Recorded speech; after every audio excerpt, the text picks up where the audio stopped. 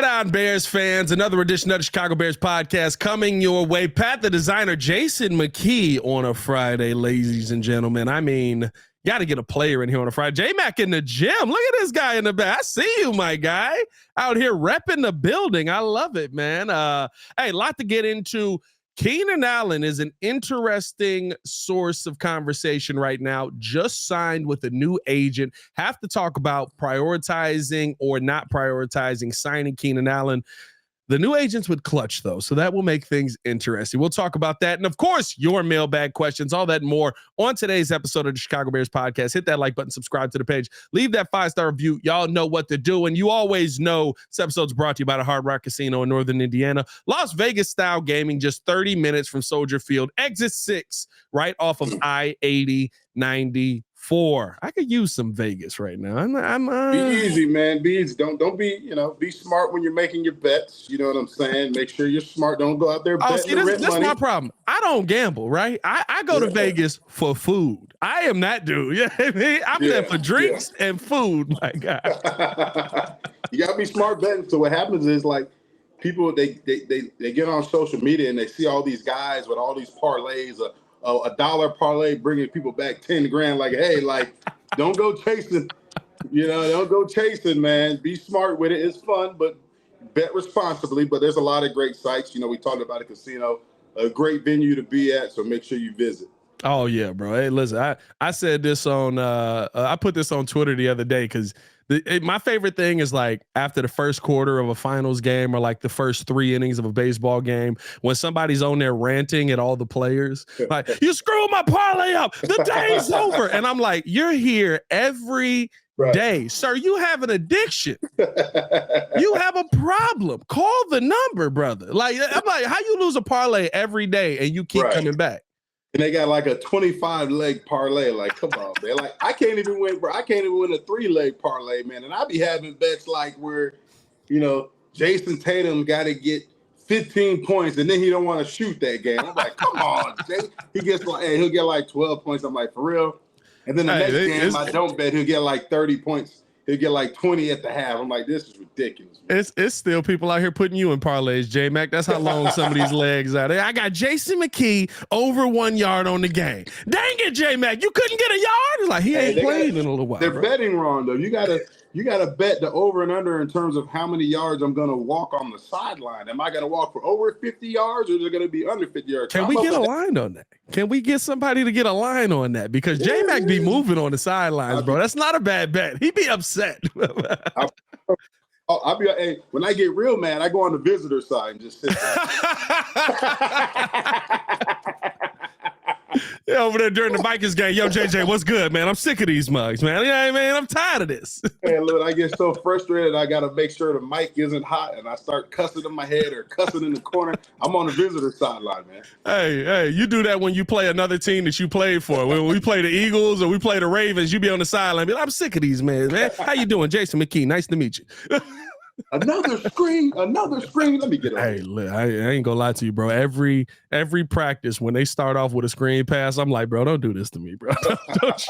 don't you toy with me like this. But hey, we got to talk about some of the offense that's gonna be happening. Screen passes will be a part of this offense, and I think last week we actually saw Keenan Allen catch a screen, which ties into the conversation on Keenan Allen and his future with this team. Not at all. I tried to make a segue, it didn't work. I didn't go to college for this.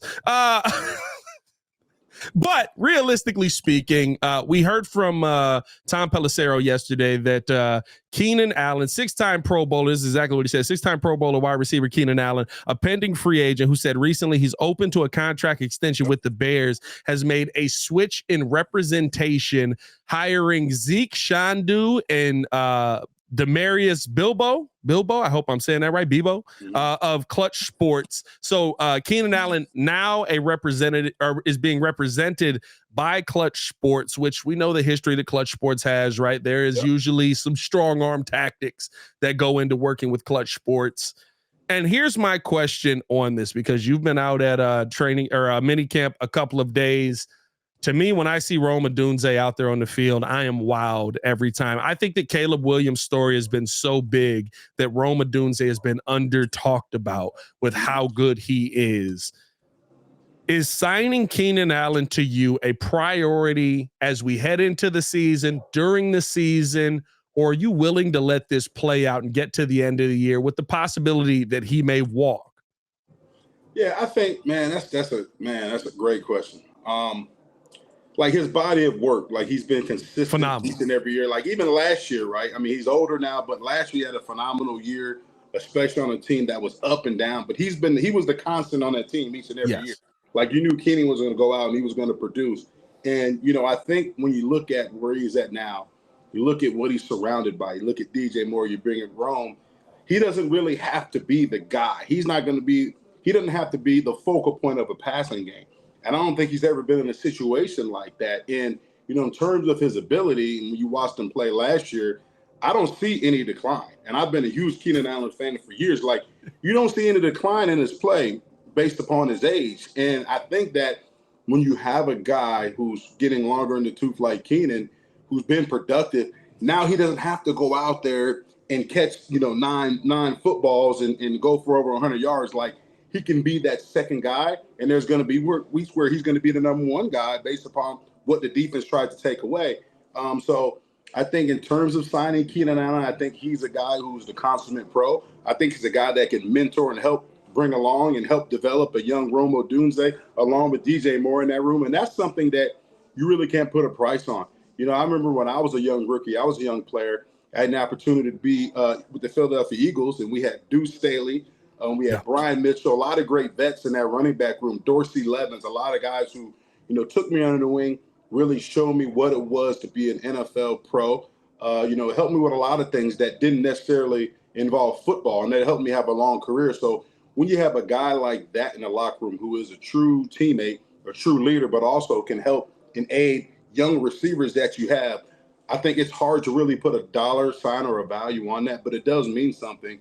And those guys in the front office upstairs, Poles knows that as well, because he was a young guy in the same locker rooms as well, in the same locker rooms as well. So, I think it remains to be seen. I don't think we're going to see a decline in his production. If we do see a decline, it's because he doesn't have to be that bona fide number one guy. So, for me, I would say, I think you could wait and see how he, plays start of the season and maybe sign him halfway through the season. Because here's the thing, as you know, Pat, if you wait, and he comes out and he's balling, that price tag is going to go up. But we saw a couple weeks ago at Keenan Allen's press conference, what did he say? He said, hey, he sees all these receivers getting paid. He sees Justin Jefferson breaking the market. So many receivers getting paid. And, Keenan, I'm pretty sure he knows he's not going to get, that type of money, but he knows receivers getting paid, and he knows his value. And that's why he made the switch to Clutch Sports, because he needs them to come through in the clutch when we're talking about contracts.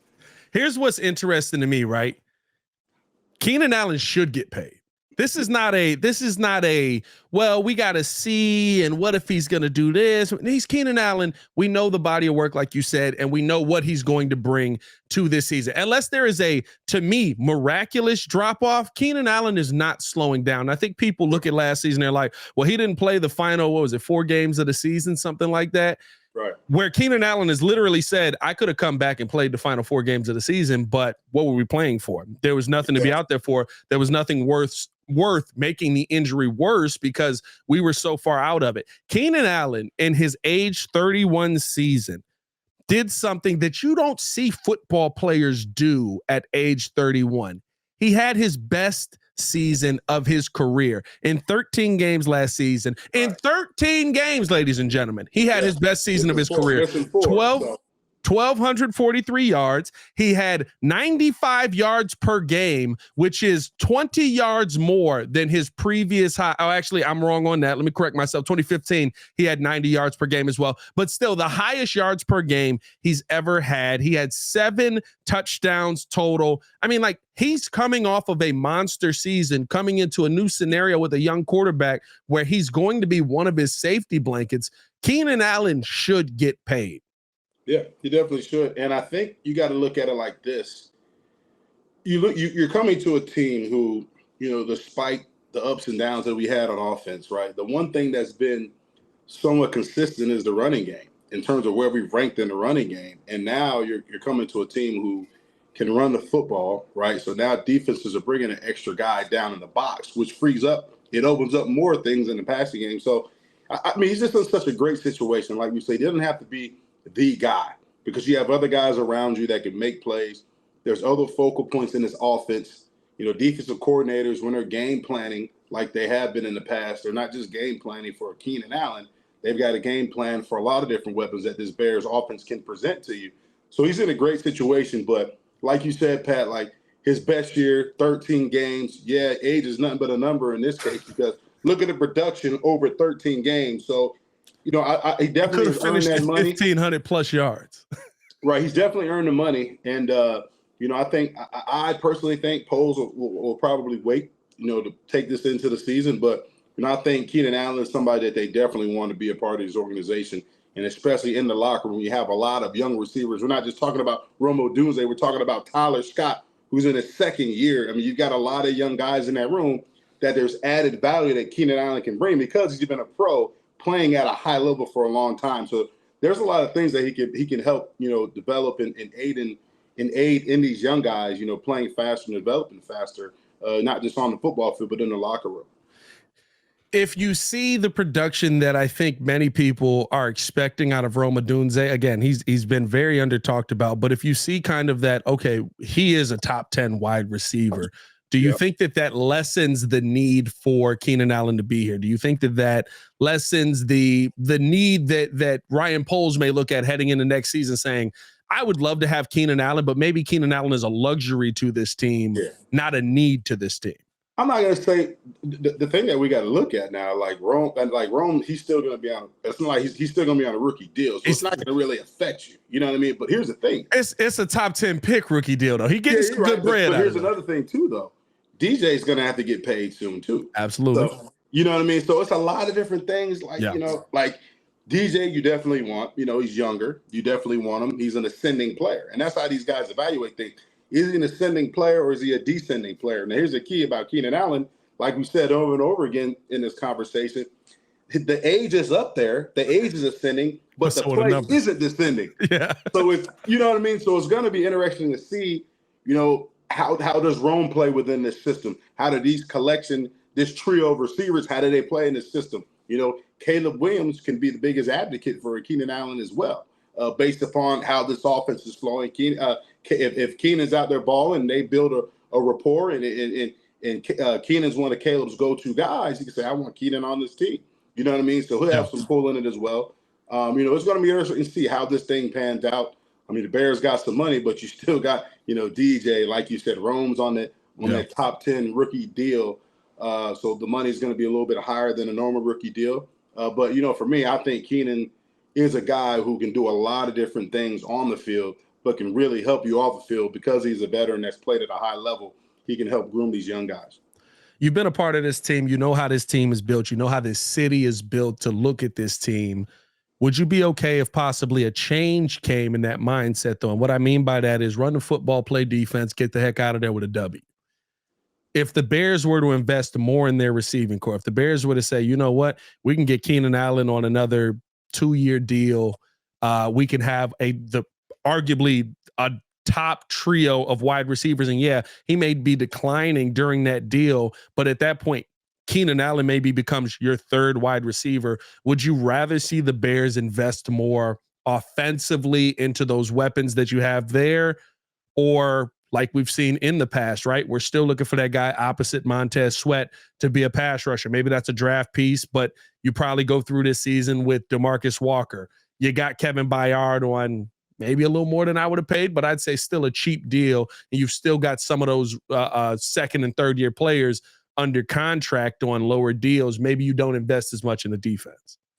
Yeah, I mean, I think it just depends. Like defensively, in the past and the last few years, like the free agent money's gone on the defensive side of things. You know what I'm saying? Even when I played here, the money was more on the defensive side. You know what I'm saying?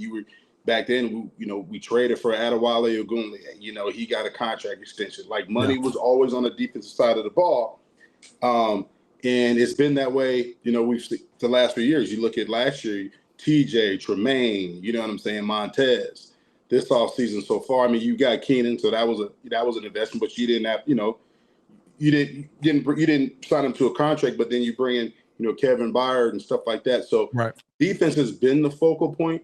I feel like in terms of you look at the offensive line, you try to get by. You try to bring in, I'm saying not lower tier. I'm not trying to discredit them guys, but in terms of financially and where they rank amongst, other guys in their position group, they're lower tier guys. So, well, we can say it how the Bears have said it, right? We heard the latest report. We're looking for a defensive edge at a discount. They're looking for what they call discount players. Right. That's what it is. You're trying to find the guy that has a high ceiling, right? Just like with any business, you're trying to find something that can bring you a lot of value, but you're trying to get it for the best price. It's a business, and that's how they operate, and that's how.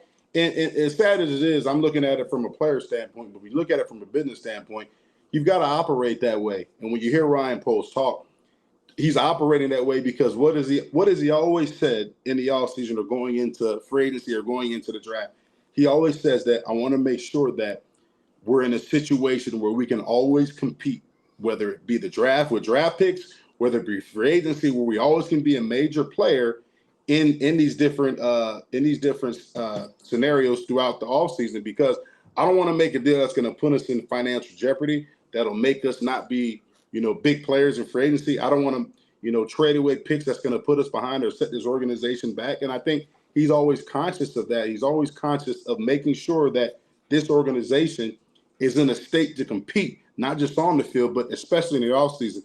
I think some of the GMs that we've had in the past, they haven't had that mindset. You know what I'm saying? We look at the moves, they're like, oh, we just need this guy. We need this guy. And then all of a sudden, we don't have no draft picks. We don't have no money to go out there and try to sign free agents. So he's always, like he said, you're always going to be out there evaluating players, scouting players, trying to find guys that fit your system, try to find guys that fit your locker room. But at the same time, you're trying to find guys, that fit the cap. You're trying to find guys that fit your financial situation. So I like the way he's operating. From a player standpoint, I want all these guys to get paid. I know what it takes to go out there each and every day in training camp, in practice, to go out there and play a full season. And I'll tell you what, a lot of these guys, you're never 100%. You're out there playing 60 and 70%. So when we're seeing these players on the field, and you're like, damn, he's making plays. Like, he's playing at a high level. The guy's not 100%. You know what I mean? You're out there playing for your livelihood. So you've got to go out there and play regardless of what your injury is, what type of ailment you have. So I'm all for the players getting paid. I'm all for the players, hey, if you get overpaid, you get overpaid. Get your money. But I understand how, get your money. We saw a guy down there in Jacksonville, your quarterback got paid. I'm like, what the hell is going on? Hey, look, you already know I was looking at that tweet like, what the? Give me the ski mask. Give me the ski mask. Thank you. He a slump guy. He a slump guy. That's what you saying. Hey, I'm not. Hey, get paid, man. I'm not. Duval. Get paid. But I just want to make sure as a Bears fan now, and following this team, I want to make sure we're major players, just like Poe said. So, we'll see what happens. But I'm a huge fan of Keenan. I've been throughout his entire career. So I'm a little biased, but I try to keep things in perspective in terms of, if the dollars make sense, then the player, if the player makes sense, then hey, we keep him here. But if it doesn't make sense for us to be able to grow as an organization, then you might have to make a change. So I think Poles is going to take this into the season and continue to see how this thing plays out. It's going to be, I think, the part that makes it more enticing and makes it more confusing, I should say, is you traded for him on the contract that he's on, which means the compensation pick comes to the Bears if he leaves. Mm-hmm. You traded a 4th round pick for Keenan Allen. If he balls out, you get back a 3rd. Yeah. If he plays how he plays, you get back a 4th. Yeah. So you traded a pick for a guy that you can have in the building for a year at a minimum, mentor him. You get first dibs at re-signing him. So like it to me, I love how you said it. Like, there's so many GMs in the past who have been like, we need this now, and it's only now, and we're never going to need draft picks because this team's going to win. And they didn't. And then it was like, we ain't got no draft picks, y'all. I don't know what we're going to do. It was like, well, yeah, we ain't got no draft picks because you had to go get so-and-so, or you had to bring in this position because you felt like that was the answer. The fact that they've done that that how Ryan, I said this yesterday with Dion, who was phenomenal on the show. At every turn, I have struggled to find faults with Ryan Poles. Right. My biggest fault is Chase Claypool. Yeah. Right. I mean, that's the, but the thing that I like. But he was willing to cut ties. He was like, I effed up. Right. I own my mistake. But at the same time, like, that's what I like about Ryan Poles, right? There's one thing about leadership, right? And, you know, when you're in a leadership role, right, the great leaders, they hold themselves accountable, right? They hold themselves accountable in which if they make a mistake, they acknowledge the mistake. You know what I'm saying? Like, hey, I made a mistake trying to get us better. I made a mistake, you know, trying to enhance this offense. I made a mistake thinking the player could pan out. It's a mistake. It's going to happen. He acknowledged it and he moved on from it, but he rebounded from it. You look at the moves he made after that, like he rebounded from that. So, you know, I'm glad that, you know, I've liked what they've done in the offseason. You know, I still think they need some offensive line help. You know, I think that's, you know, I love Romo Dunze, but my thing was I still wanted him to take an offensive lineman at that pick. But, hey, at the end of the day, you know, I'm not the GM, and I always say, and Poles we trust, so we see how this thing pans out. You know, I think Poles, you know, from his standpoint, maybe he likes the situation we're in terms of offensive linemen and what they did, you know, bringing in some guys this offseason. So we'll see how it plays out. But like we said, he's done a great job of making sure that this organization is major players in every facet of the offseason. You know, the draft, free agency, and we have been since he's been here. I mean, that roster has changed drastically from when he took over, and the cupboard was very empty, and we're just signing guys in 3. You look at the roster, his first year compared to what you see now. I mean, at every level, you're like, damn, like that guy was playing for us his first year. I think about we were talking about this beforehand, right? We're trying to figure out what receivers are going to be on the team, what receivers may not. Yeah, Dante Pettis was our number 2 receiver. We don't know if he makes the cut this year.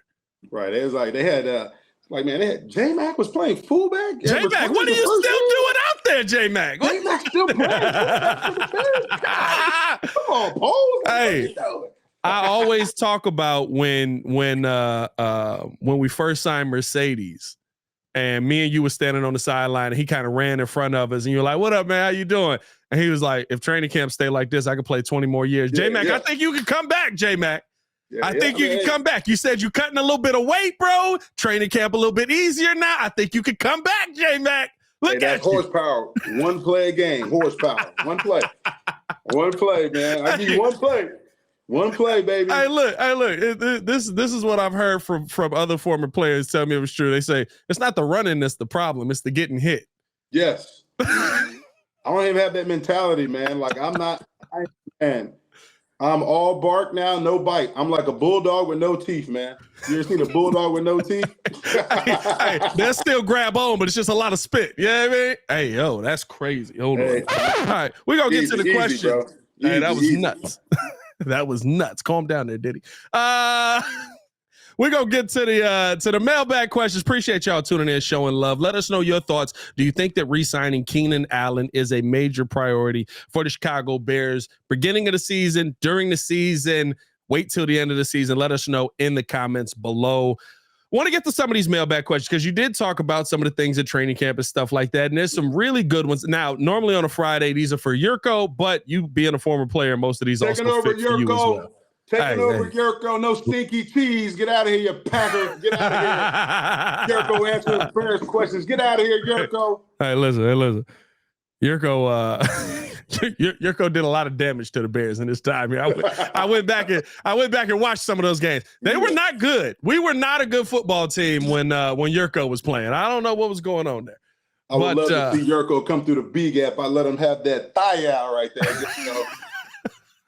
Hey, that's an interesting conversation. We got to have that convo on this one. I like Yurko's my guy though, man. Hey, Yurko, we're taking over. We're getting Yurko's packer ass off on Friday. Get your packer ass off here on Friday. The greatest comment I saw on a Yurko episode is somebody said, Yurko's the uncle none of us deserve. And I was like, 100%, bro. Like, you just like, all right. Well, Yurko is so funny, man. Like doing the interview, and this is some insight. I know we're getting away, but I give the Bears fans some insight. on how this thing operates with the sideline reporting and all this stuff. So post game, I get to interview the quarterback of the Bears after post game, which Justin Fields was a quarterback last year. We all know that. So this year will be Caleb Williams. So make sure you tune in. ESPN Chicago, ESPN Radio, post game on the Bears show. There's a plug for you. Getting ready to interview the quarterback, Justin. So he's coming down for his interview. And, I still hear the post-game show with Yurko and Peggy. You do a great job, so make sure you tune in their show as well. But Yurko is just, how Yurko is. He's going to rant. He's going to he's going to be brutally honest, and his take is always awesome. And he is just going in like, I can't believe this. They just keep kicking you where it hurts each and every week. And I'm trying to, formulate my questions, Pat, and I'm trying not to laugh. And, Justin's coming up, and, I got the headphones on. You can hear it. He's loud. You can hear it through the headphones. And I'm like, oh, man. I'm like, Little Z, who the Zarang brothers, they do our production. I'm like, Little Z, Justin can probably hear him right now.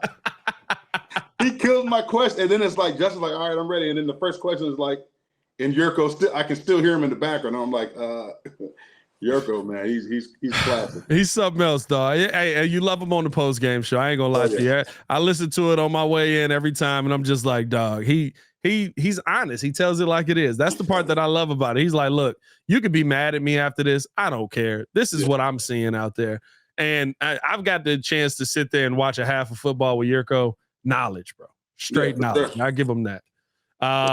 Let's get into some of these mailbag questions, though. First one here. Oh, they going for smoke on the first one. I ain't gonna lie to you. If Nate Davis was your teammate, would you accept him not practicing? Now, let's caveat this. Last year, I'm not counting what he went through last year. Let's caveat that, right? I'm not disrespecting nothing that happened last year. But to this point, we've seen him out there a lot of days, and we've seen him on that bike or just walking on the sideline. So if Nate Davis was your teammate and this season you saw him not practicing, would your team accept that? Yeah, well, my team, the team that I played on, I'm going to tell you, we would not accept that. And it was because, like I keep saying, we held each other to such a high standard. We held each other to a high standard of accountability. And if you were healthy enough, you just were sandbagging and not trying to practice, let alone you ain't wearing shoulder pads or pants. You got to be out there. You got to be out there, man.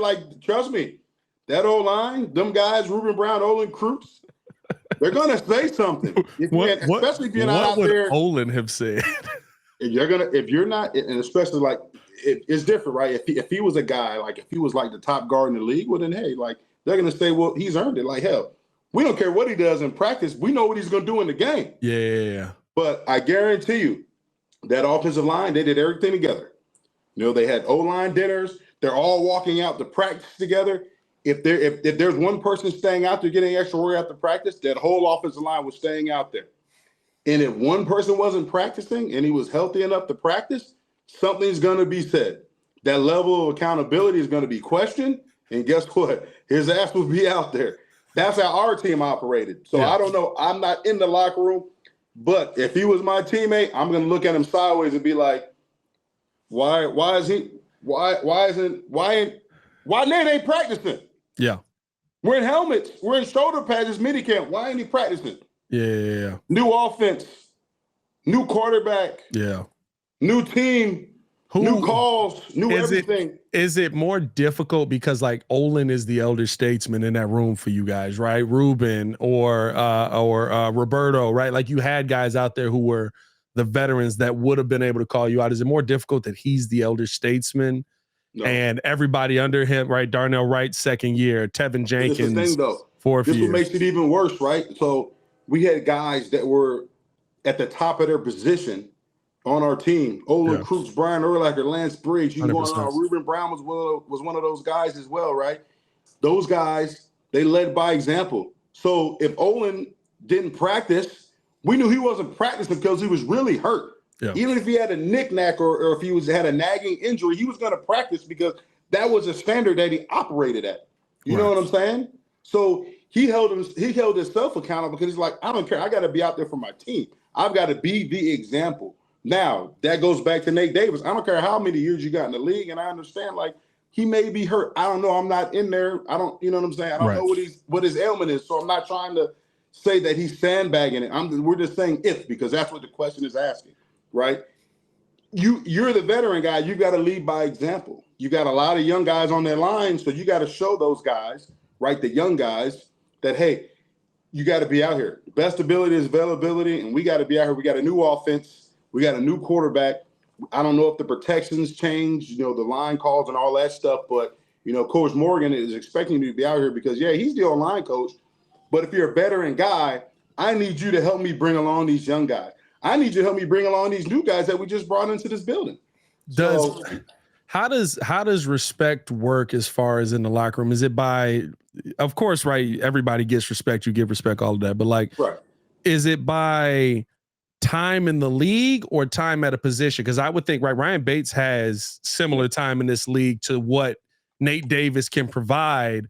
Him being what I would expect to be the starting center of this league, are you looking at him as a veteran with experience to step up and maybe say something in that situation? If he is sandbagging it, we're not saying he is, but it's a little concerning. But if he is sandbagging it, or are you saying, you ain't got no time at this position, who are you to tell me what to do? Respect. So I think it's based upon your body of work in the league. And not saying that you have to be the best player at your position, but in terms of your body of work, right? Your body of work on a daily basis, your body of work in terms of your preparation, your body of work in terms of the way you practice, your body of work based upon the way you play, and your body of work of what type of teammate are you? How much time are you spending in the building? How much film are you watching? You go out there and you don't have to be the best player in the world, but if I see you going out there, you're giving effort. I'm going out here. I'm to the whistle every single play. I'm busting my behind. Yeah, I'm gonna make some mistakes. Yeah, I'm gonna get beat, but at the same time, I'm out here busting my ass for my teammates, and they see that. That's a part of the respect. Like, damn, you know what? This guy, he may be ranked or whatever, 17th guard in the league, but damn, he's a dog. He's a baller. He prepares. Right. We know he's available. He's gonna be out here with one arm if he has to. That's how you earn the respect, and that's not even based upon how many years you played. Matt Forte was a rookie running back, and he earned our respect because when Matt came in, Matt knew that offense. We didn't scale anything back for him, and we were all shocked as veterans because we were like, damn, he picked up this offense like that. But then his body of work, he was always in the weight room. He was always in meetings early. He was always staying out of practice. After practice, he was always asking questions, trying to find out how can I be better. He wanted to be the back that they drafted in more for this team, and we respected that from him as a player. Yeah. And on top of that, he was a great teammate. He's a great human being, and a great friend. So that's how you earn the respect, by what you do on a daily basis. Yeah, it's going to be interesting to see. Like I said, I mean, mandatory minicamp, all that. He was there. He didn't get fined, so I'm not tripping. Yeah. We don't know. Get to training camp, I got some questions. Yeah, I can't say hey, I don't know. I mean, I don't want to put that out there because, I've been in that locker room. And listen, a head coach that had him put it out there. Mike Vrabel put it out there. That's where it begins, right? The reason that the stigma is around Nate Davis, and to me, right, last year, family member, all that, fine, 100%. I don't know how long it's going to take you to recover from that, so I get that. Right. But, coming into this year, there's more of an expectation of you, okay, do your job, maybe practice, maybe be out there, establish yourself as a leader on this line, as one of the elder statesmen who's been in a position a long time. The reason the stigma's out there is because Mike Vrabel said we had no problem letting him go. He don't practice. Yeah, no, I get it, man. Okay. Oh, we just calling him out. All right, bet. Right. We got a few more questions on different topics on it, not just on that. As a player, how do you weigh competing for the NFC North title this year when the organization may not be all in yet, and then in quotations still haven't addressed major positions, i.e. defensive end? Yeah, I mean, that's realistically, every team, every year you're trying to achieve that ultimate goal. You're trying to win the Super Bowl. It's not like we just want to win 5 games this year. We just want to go. No, we're in this. Every team come in with hope. Like, if there's a head coach that's his message to his team, look here, guys, we just want to win one more game than we did last year. That's no, as a player, we're not getting behind that. Like, the goal is we're trying to win a Super Bowl. Yeah. So if we're not doing everything at that Super Bowl level, if we're not practicing at a Super Bowl level, if we're not, out there in meetings and we're having a meeting that's at a Super Bowl level, which means that we're attentive to every detail, like we're meticulous in our preparation, then what are we doing? We ain't doing anything. Like we're kidding ourselves. Like everybody's trying to go out there and win a Super Bowl. And yes, there's going to be deficiencies on the team. There's going to be deficiencies. There's no roster in the NFL that has Pro Bowl caliber players at every single position. Like you have what you have, and it's up San to the Francisco coaches. maybe, but they lost. Exactly. You can have every star player, but you can still lose, right? Because just because you have the best roster, that doesn't mean you're going to run the table. You're gonna win a Super Bowl or be in every game. No, there's players that are going to have roles. You got to have guys on the team that's willing to be selfless and sacrifice, right? They have to be able to know their role. They have to know where they stand on this roster. You got to have backups that, hey, when their number's called, they're going to come in and produce like the starter that went out. There's a lot of factors that go along with it. So, for us to say, we don't have this, we don't have that, I understand. There's going to be deficiencies, but guess what? You got to go out there and produce, and you got to make sure that what you do have is ready to go out there and to compete on that level, on that Super Bowl level, each and every Sunday, if that's what your ultimate goal is. So, yeah, we need some more. We need to address the D-line. And I still feel like we need to address the O-line. But at the same time, these coaches, they got to go out there and they got to prepare for who's in their rooms, who's going to be out there on the field. And they got to make sure the backup is preparing like a starter, because we know that can change in one snap. So, that's my answer to that. You've got to make sure that you have a roster that's sustainable and that can go out there, and the guys have the mindset that they can go out there and compete, every single Sunday or Monday or Thursday or whenever they're playing, that they know that, hey, our ultimate goal is winning a Super Bowl, despite, our deficiencies on the roster. 100%. 100%. What are your expectations for the Bears running game this season?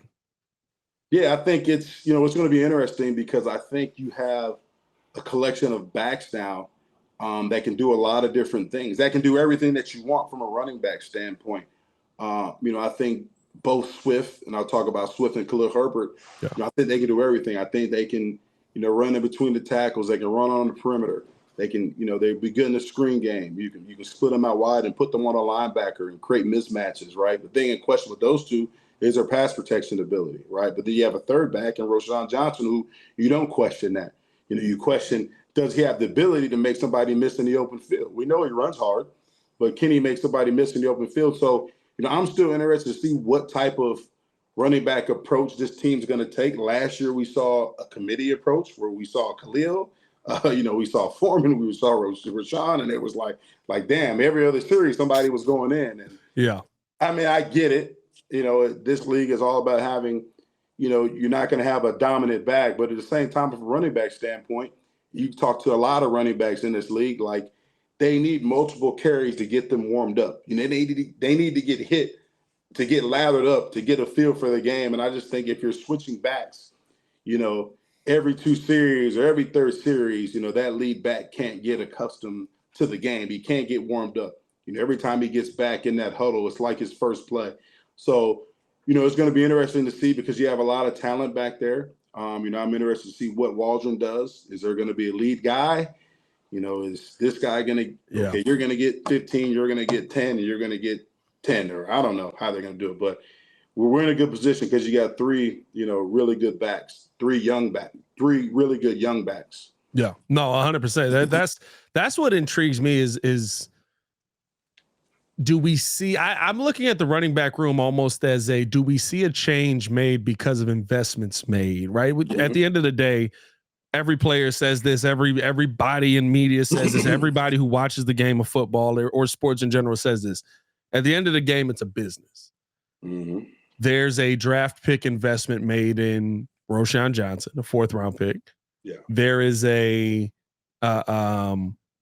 financial investment made in DeAndre Swift of $7 million. There's a $1 million investment in Khalil Herbert that is from the season before, or the regime before, right? Like, I do wonder if we see maybe a change in that running back room as the season progresses. I wonder if, Roschon Johnson is going to take more of the mantle, because he can be that whatever you need me to do running back. Doesn't have the speed that Khalil has, but can go out there and catch the football, can go out there and run a guy over. On top of that, DeAndre Swift, I think he's your number one back. There's no question about that. How do they spread things around for each of the backs to be able to be utilized? Or do you go with the 2-back system and somebody's like, hey, listen, get yourself prepared for special teams. You're kind of the odd man out here. Yeah, and that's crazy because, I think, it's interesting because Homer's still on the roster too, right? Travis Homer's still on the roster. I wonder if he makes the team this year, but he's a special teams guy. Homer's a 4-phase special teams guy. Yeah. Kickoff return, punt and punt return, right?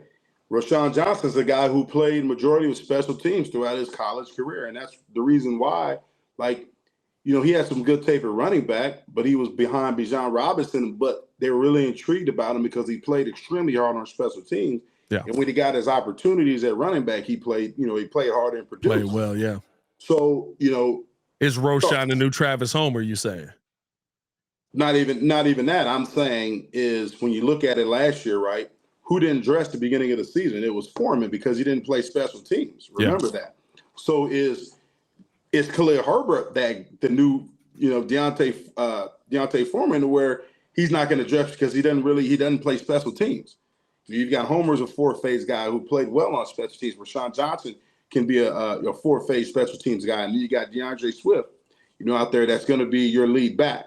So Rashawn would fill in the number 2, and then Homer would be the number 3 on game day in case of emergency. But the number 2 back and the number 3 back are 4-phase special teams guys. You see what I'm saying? So that's what's going to be interesting to see how that plays out because Deontay Foreman was that guy, the odd man out on game day because he didn't play any special teams. Yeah. It'll be interesting to see. That is going to be something to really watch for this season, the running back room and really how much they're running the football. You know what I mean? I really do wonder that. I said 60-40 pass to run. Yurko said that's way too far out of whack. Yeah, I think that's out of whack too. They're going to run that football. I wonder because we didn't see them do it a ton in Seattle, though. It don't matter. They're going to run that ball. You look at it like this, right? He had in Seattle, tell me the quarterback. I know I can't think of it. Geno Smith. You have a veteran quarterback. Now you have a rookie quarterback here. You don't want, despite how great the forecast is for Caleb Williams, right? Despite what we've seen at USC, this is a different level. Yeah. And you don't want to go out there and to just, have him throw the ball 30 times a game right off the bat. You know what I mean? You still got to get a feel for the game. And a young quarterback's best friend is having an adequate run game. So if you have an adequate run game, that's going to open things up in the passing game. And you got a ton of weapons in the passing game, but that you want to get your quarterback settled down. You want to get him comfortable. And you don't want him to feel the pressure of having to go out to win every game with his arm, right? You want to be balanced. And when you're a balanced offense, you're a dangerous offense. So, I would say, just like Yurka, I would say 60-40 pass is a little bit out of whack.